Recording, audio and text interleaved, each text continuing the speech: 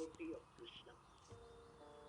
I was never a great devotee of Rama. It is more academic for me. But I think the grace of the Guru in the last 3-4 days has brought a lot of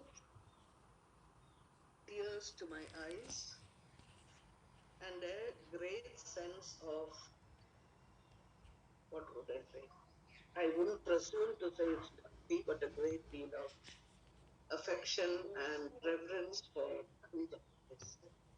I just wanted to share this with you. Sometimes I feel very overwhelmed, but I just wanted to share this with you.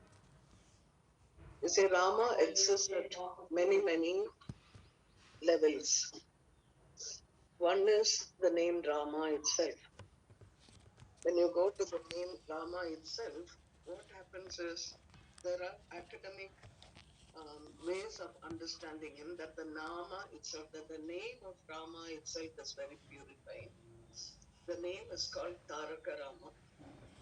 Why is Rama called Taraka? Taraka means that which helps you cross across, go across.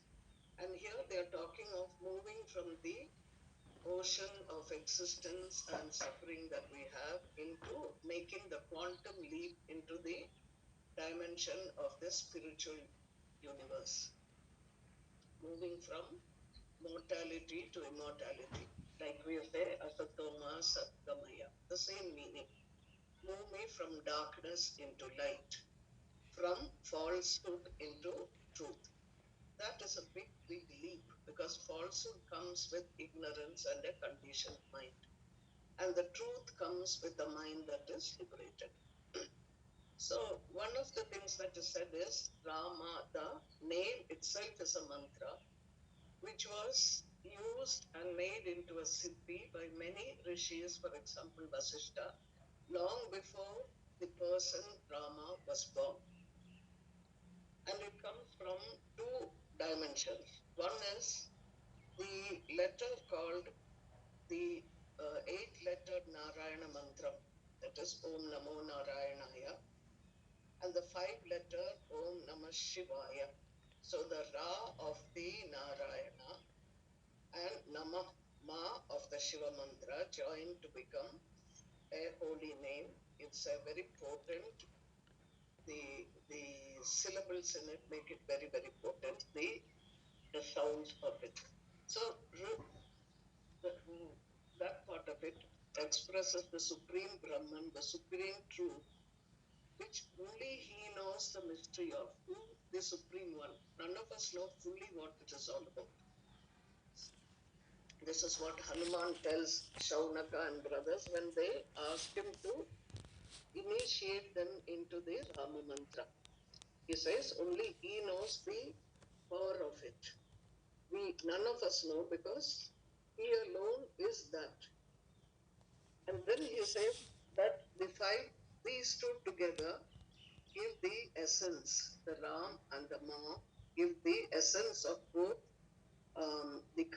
the sustaining force and the dissolving force, that which dissolves you into the supreme truth, which dissolves all your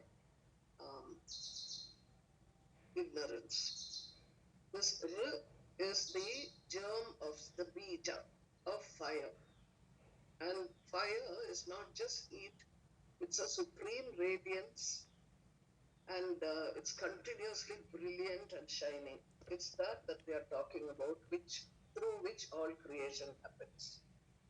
The same consonant, that is without the vowel, talks about Brahman, that is limitless. That is, the supreme being is limitless. You cannot find a limit. The A, which is the vowel which is added, is about Maya, that which limits and measures it. So Ra actually talks about the descent of the supreme into matter. You will see even in the Bible, they'll say in the beginning was the Word was with God, and the Word became flesh. That's what they're talking about. Ma being the Maya Bija, or the manifestation that limits the divine, is the germ of immortality. the bija of immortality, and it gives you the bliss and goodness together. Something like having a banyan seed, which contains the entire banyan tree in it. So the Rama Akshara, the Rama contains all universes within that sound. So in this sense, they say Rama as a sound is very powerful. Then you have Ra, Ma, and together, the union. Ra stands for Tat, that. That means the divine, the supreme divine. Ma is Tvam, that is you. Anybody here, manifestation. You is for the Ma, the mother. That's Tvam. And the union between Ra and Ma is Asi, that the what. That is the Mahavakya, which is the Tvam Asi. When you practice Rama mantra again and again and again, lakhs and crores of times, you get the power to move into the divinity itself. You get moksha. So these are the two meanings I thought I will tell you, so that you see Rama as a sound vibration, just like you and I are sound vibration. The trees are sound vibrations. Everything in the universe is a vibration that makes something that is invisible visible as manifestation. Just like you have the television vibrations of sound and light, then you see a picture on television, but actually the actor and actress is not on the television. It is just the sound and the light that is transformed into images and conversations. So to that extent, this is Rama who is visible in the whole universe. Now, having said that, the other thing I want to say, because I'll be saying things in bits, not as a whole story as such. So here you have the Rama, Krishna, these avatars. They did not know. Krishna spoke about the whole Bhagavad Gita to Arjuna. But he waited years and years, though they were good friends for many, many years from childhood. Almost 80 years they waited before Krishna could say the Gita to Arjuna. And why was it? Because Krishna was preparing Arjuna all these years to be able to see Krishna not as an elder cousin, not as a king of Dwaraka, not as a friend for whom he brought he actualized the wedding of Satyabhama or Rukmani. He had to reach the point where he had to see him as a divine personality to whom he was receptive. And when was he receptive? When he was completely helpless. When somebody is completely helpless, we surrender.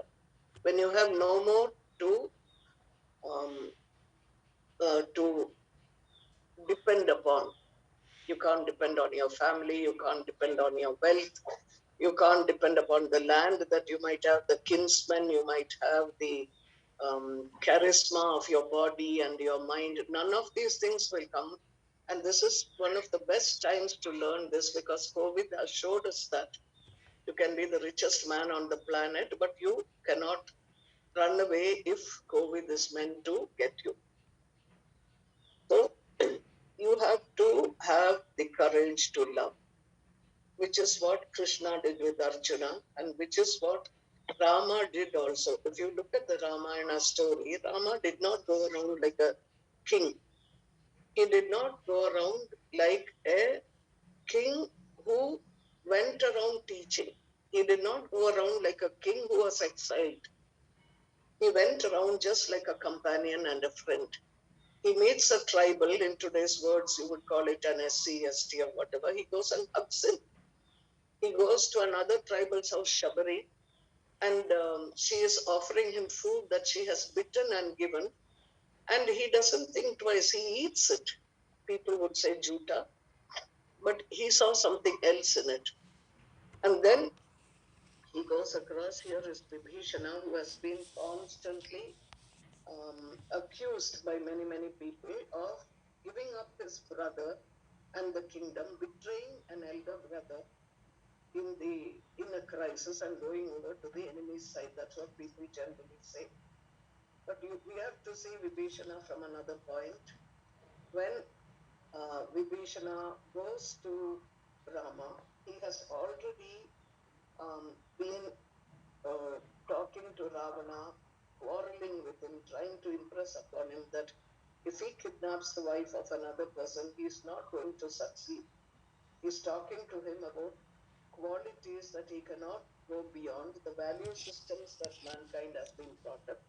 If you break these value systems because it gives you a bit of a thrill or it satisfies your greed, it will not necessarily help you in the long run. This is what he has been trying to tell uh, Ravana, his elder brother. And Ravana makes a joke of it first, and then he yells at him and he says, "You ought to be on my side, standing beside me, even if I kidnap, even if I'm a terrorist, even if I'm kidnapping a woman who belongs to another man. Why should that bother you? You should be on my side." And somewhere Vibhishana, who was so sorry, did not digest it. So in the say, they don't say Vibhishana went to Rama. They say Vibhishana Agamana. He came to Rama. That is, if you go to a strange alien place and things are not comfortable and they are putting you in a great difficulty, you might just leave and go away somewhere and finally you come back to your home and you say, "Oh God, thank God I'm back home." So that was the way Vibhishana felt when he came to Rama's camp. And how could he feel like that? Because after all, he was part of the opposite camp. He was the enemy's brother. But he had such a faith in Sri Rama that he knew that even if he went, normally if you go into an enemy's camp, you might just be killed those days just for coming there.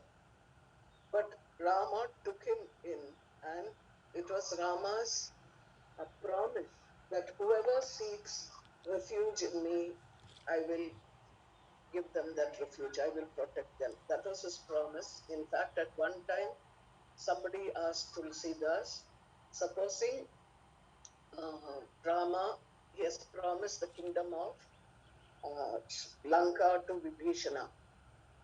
Now, supposing Ravana comes at the last minute and surrenders and says, "Okay, I take refuge in you." What will Rama do? Because he is known to be very truthful. Who will he give the kingdom to? Because if he doesn't, if he gives one, he is breaking his promise to the other. So Tulsidas says that is not a problem because Rama would have given Lanka to Vibhishana as he promised. Then he would have given Ayodhya to Ravana because he has taken he has surrendered to Rama, and he would go back to the forest as a hermit and a mendicant. That was the quality of Rama. He had the courage to love. And this is what I want to tell you again and again. When you see him anywhere in any role, we find a motherly love in him. And that's a very, very important part of spiritual life. You cannot do anything to fear. We are all afraid. People are afraid of the COVID. People are afraid of dying. People are afraid that people they know will die. This has become a great obsession with the panic of time. And none of us, we know, can stop the time when it comes. So fear is something like darkness. We can't live in fear all our lives. What do you do when darkness is there? You can't fight with darkness. You have to light a lamp. Darkness is the absence of light. In itself, you cannot do anything to fight it and kill it. But if you want to do something, you have to do something with the light. So eventually in the spiritual tradition, they find that fear is the opposite of love. Hate is not the opposite of love. Fear is the opposite of love. So darkness, the darkness of, and you'll find how it comes back in the evening when I talk about the Devi, how fear comes to remove your faith in the divine. So we are told, don't fight with fear. If you do, then you become more and more afraid of fear. Because fear is stronger, you can't do anything with it. So the secret key here in the Ramayana is love more, love unconditionally. You see, Sri Rama, when he loved Kaikeyi, he loved Bharata. Bharata was very, very close to him, even more than Lakshmana. In fact, Bharata, because he meditated so much on Rama, he took on the characteristics of Sri Rama. And when Sri Rama loved him, he did not say, okay, since you're saying come back, I'll come back. No, he stood by Dharma. So when you love truly, when you love unconditionally, then you're not looking to get brownie points. You get vairagya along with it. When you love truly, you get jnana. And when you get jnana, you get vairagya. That is why when we say the mantra, Annapurni, Sadapurni, Vairagya Siddhyatam Bhiksham Dehi Chaparvati. Give me the bhiksha of jnana and vairagya. They don't say, give me a pizza, give me a pulao today. Jnana and vairagya. Jnana comes, with jnana comes bhakti, because you understand your limitedness, and we understand that there is a limitless being. You can call him Rama, you can call him Allah, you can call him Christ. They were all in a very specific position, and I'll come to that a little later. So when you have conditions in love, those become barriers. It's like the sky, the infinite sky. That's why Akasham Brahma, they say. Why? Because the sky, the infinity, the space, you cannot force it into narrow spaces. It's a part of freedom. The birds fly. So you cannot make it stay. You cannot bargain. The more you love, the more you become lovable also. And this is very important, because if you love in that sense, you have prayer arises in you spontaneously. You remember we did something about prayer some time ago. So you have to remember, love is not a sentiment, it's not an emotion. It is a state of being, and it has nothing to do with anybody else. You can't say, I love Swamiji, I love my husband, I love my child. No, love belongs to the divine. It doesn't even belong to us. It just flows through us, and we cannot stop it. So, and the opposite of love is fear. And I wanted to say this to you because at every point Rama showed how he loved, and at the same time he was very um, detached.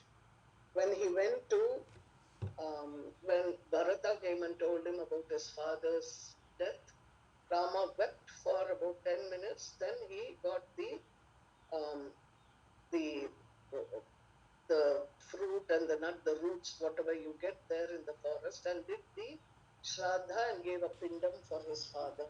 He did the ceremony. Now you would say, no, no, you have to do this, you have to cook this vegetable, you have to do that at a certain time, but he didn't care.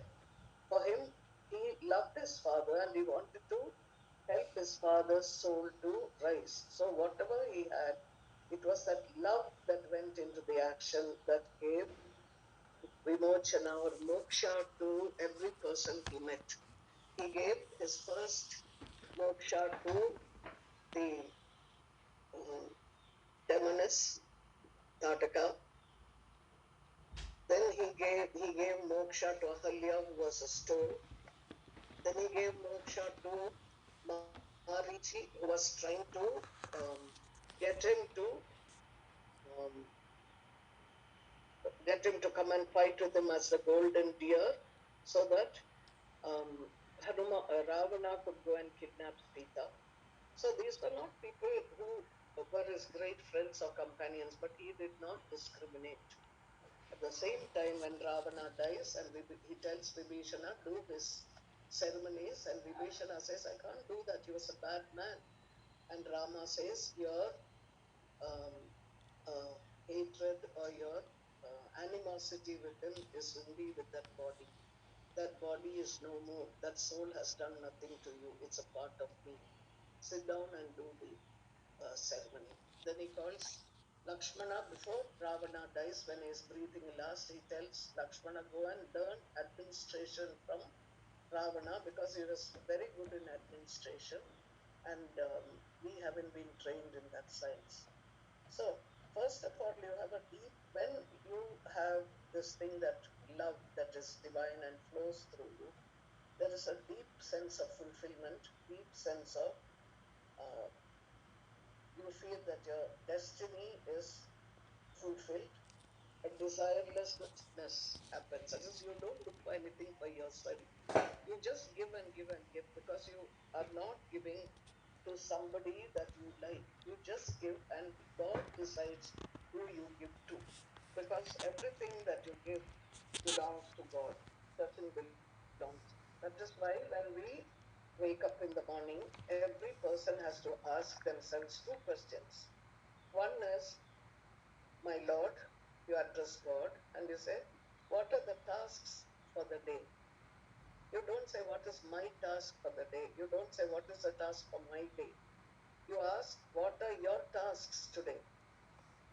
And then when you go to sleep in the night, you ask, how did you bless me to do these tasks, to complete them?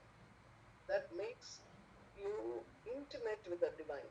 Because if you ask the trees, the plants, the sun, the moon, they all ask God, shall we rise today? The typhoon will ask, shall we break over Vietnam or over India? But only we as human beings, we say we need to decide. I had this happening to me, so I could not decide. I had that happening to me, so I could not go and do what I was supposed to do. And we don't need him. We can make our decisions without him. So just think about it for a minute. Did you feed anyone today? The trees and the plants have already fed you breakfast. And if you ask God what about this, he will say, I have created so many people, I need to maintain them. I have to feed the hungry. And I have different types of people, he'll say. Some people will not even eat when I keep it in front of them. Some people may not even know the food is there. Some people may not know they are hungry. If I keep the food in, say, Kumar Swami layout, they might run to Whitefield to eat. So what God is saying is that He owns everything. It is His task to take care of everybody. And you have to ask yourself, are you His child? Remember, in the Bible, you hear the Father saying uh, that He sent His only beloved child into the world to help people to um, lose their hunger. What is this hunger? This hunger is for a spiritual life. He showed how forgiveness can happen during a process of crucifixion because your chitta is pure. And through that, when he says, I sent him to help, what he is saying is, I have put the seed into the collective consciousness of humanity through him. And he is my beloved child. What does being a beloved child of God mean? It means that you are committed to his jobs and you are completely reliable, and God knows that you are responsible. So we have to ask us ourselves, are we his child? This is what Rama was. As an avatara, he became flesh. He walked around with people. And he would say, and if you ask him at the end of the day, how did I help and how did you help me to do your work? He'll say, I thanked and blessed all my children who helped me today. So if you're a dedicated child of God, you will um, you'll find who needs and then go and manage it in such a way that that person gets something. If you have nothing else, go and put some grains for the birds. They are dying in the heat. Go and put some sugar in the ground so the ants can eat it. So when you put your link in the chain in this, you are his beloved child. Now, if I ask you all that what is the length of the fingers of a kind heart? What would you say? Rama is called Ajanabahu, means long arms, arms that reach to his knees and beyond. That is symbolic of the length of the fingers of a kind arm. It is invisible. It stretches limitlessly with the fingers to whoever needs it, so long as you are a dedicated child of God. You don't ask, to whom shall I give? You just cast your bread on the waters, and He will take care of the rest, where it has to go, who needs to take it, and that's it. Now, having said this, the only other thing I wanted to say is that you have to have a complete faith in your Guru. It doesn't matter who your Guru is. It can be Swami Satyananda, Swami Niranjan, Ramana Maharshi, Kanchi Periyava. All Gurus are together trying to help different strata of people to reach the limits that they have reached, the limitlessness that they have reached. So, when Vibhishana asks Rama at the end, yeah, you don't even have a vehicle.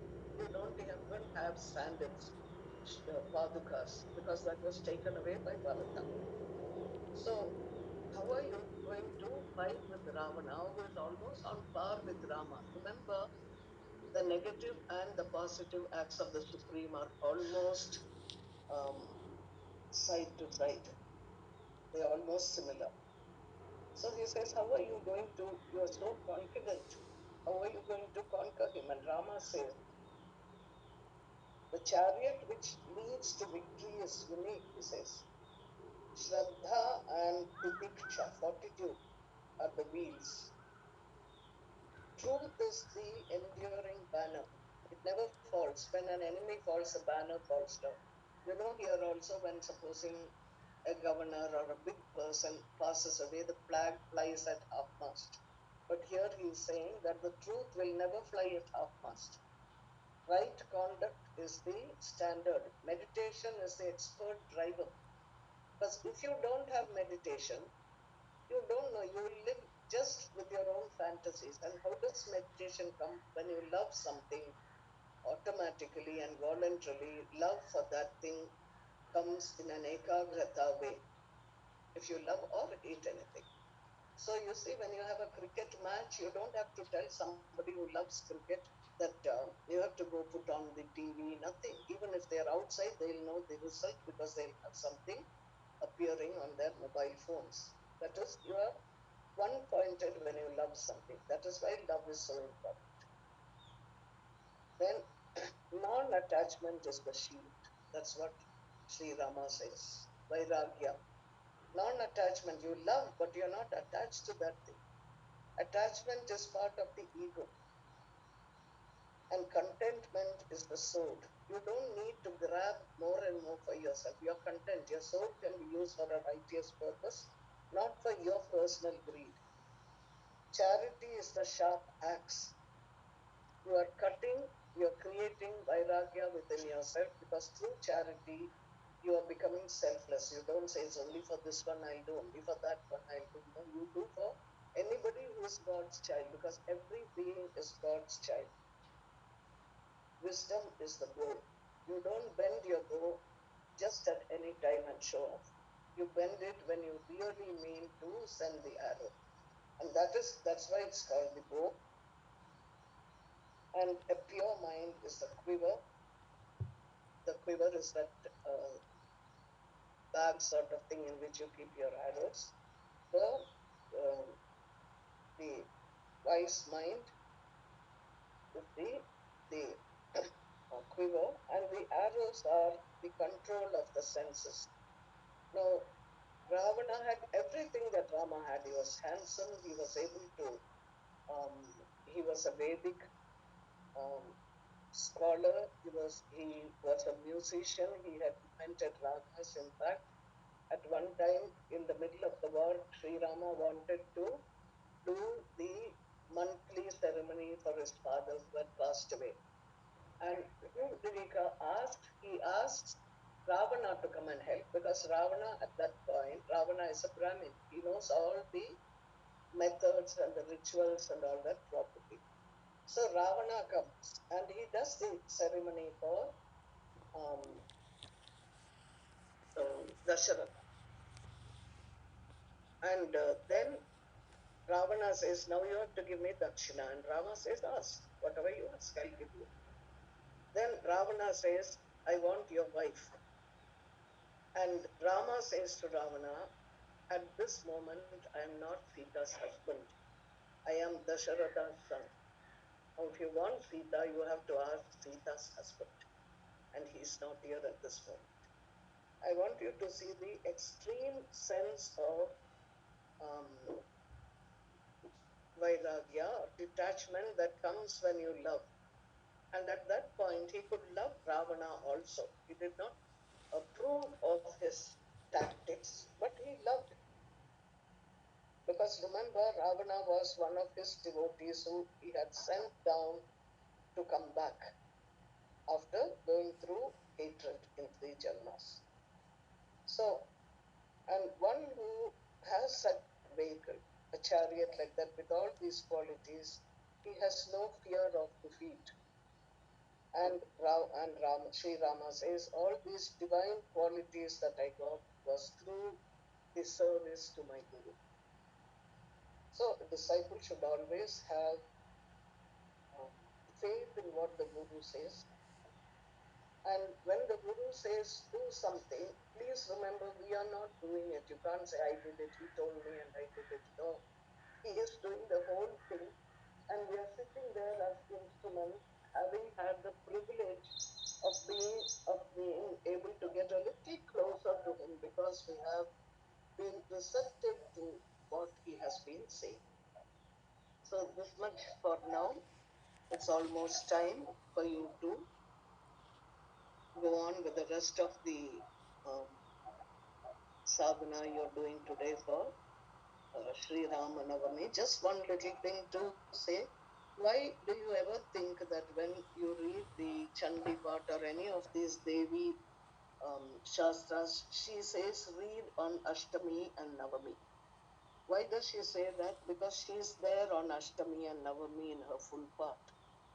And this is also a clue to us that not only was Krishna, but Sri Rama also was a manifestation of Devi, the mother, Maya Devi, Mahamaya, which is why the scholars, the interpreters tell us that he took Sita and kept her in the Ashoka garden, because Devi, the mother, as Sri Rama, gave him the opportunity to fulfill some of his great desire. He was a great devotee of Shiva, and because he could not get the Atmalingam from Shiva, he wanted to keep Shiva with him at least for some time. And he didn't know, but through his moha, because he couldn't control his moha, he brought Sita, who was none but Shiva, to sit in the Ashokavana, whereas the one who fought with him was Shakti, Tara Shakti, the one who helps everybody to cross. And it is her compassion in Sri Rama that we are celebrating today as Sri Rama Navami. So, be a child of God, be a beloved child of God. Go around and help other people. Don't sit and say, give me this, give me that. It doesn't matter. He is giving you everything that you want anyway. Well, what he gives us is so that we share it with the world outside. That selflessness, when it starts coming, Sri Rama comes and sits in your heart. Which is why Hanuman said, it doesn't matter to me if I don't go to Vaikuntha. Let me be where your name is. And if you see Hanuman opening his chest, in modern pictures they will show you Sita and Rama in that sense, but in the old pictures you would see only Sri Rama sitting with his bow and arrow. And somebody asked Hanuman, how come you have him in that warrior mood? And Hanuman says with great humility, who knows when the ego will lift its head? And I want Sri Rama, the Supreme Brahman to cut away my ego so I can serve only the divine. So I can love only the divine. So remember this. Ravana had all qualities. He was fierce as a warrior. He had the yoga excellences. He had sacrificed his heads to Sri Rama, but the only thing he didn't know to do was to do the Anjali Mudra. He said, I cannot bend my head to anybody and bring my hands together. So remember, the Anjali Mudra is very, very powerful, and the name of Rama is very powerful. If you spend that time repeating today the name of Rama in any different way with your whole heart, then the qualities of Rama will come to you. The most important reason it is called the Taraka mantra is most of the mantras, where you might do it wrong and you might get wrong results, but with the mantra Rama, you can never do it wrong. That is why a hunter who knew nothing about reading, like Valmiki, could sit there and say the opposite. Mara, Mara, Mara, Mara, Rama. Mara became Rama over time. That is one of the very few mantras that will write itself on its own to bring you to the right situation. The Rama, when you say it Mara, Mara, Mara, it writes itself. You don't have to say anything. You don't have to learn it. You don't have to ask somebody what it is. You can say it any way you want and it will write itself to become Rama in your heart. So this is why we call it Taraka Mantra. Hari Om Tat Sat. Shivani.